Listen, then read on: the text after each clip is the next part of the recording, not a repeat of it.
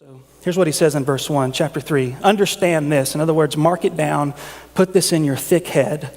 In the last days, there will come times of difficulty. And the word difficulty it means like incredible stress. Difficulty like you couldn't imagine. You think it's difficult what you're facing right now in your church with a little bit of disruption. It's way, way worse than that. And it's coming in the last days. And you think of the word last days, you probably think of future, but biblically the last days are not just future, as in when Jesus comes back, the end times, tribulation. You maybe think Tim LaHaye, Left Behind series, stuff like that.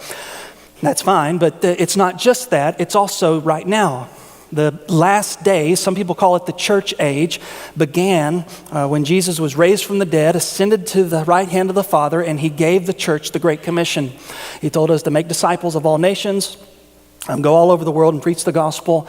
And when that happened, that started the last days. And Paul tells Timothy that these days are future, these days are now, and these days will be difficult. So remember it, mark it down. And the reason he's telling Timothy this is because Timothy, as a timid, introverted kind of guy, would have been tempted to think, if I will just lay low and let this kind of play out, then it'll all just go away. And that's what most non-confrontational people like to think. That's why they never confront people. They think if we'll just be quiet long enough, then they'll just get over it and it'll just go away.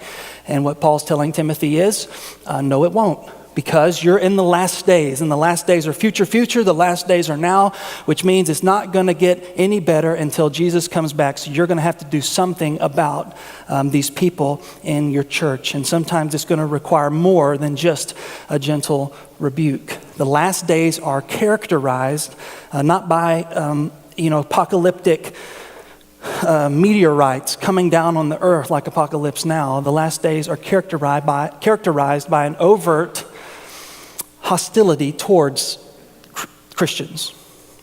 And if you think about history, I know the American experiment has provided Christianity with some degree of safety and some degree of influence and power, but you got to admit those days are quickly fading away. The influence of Christianity today is not near what it was 50, 60 years ago. And that's the norm. The norm has always been that Christianity has been in the minority, and there has been overt hostility towards the gospel and the Christian message. And all Paul is telling Timothy is that is not a passing fad.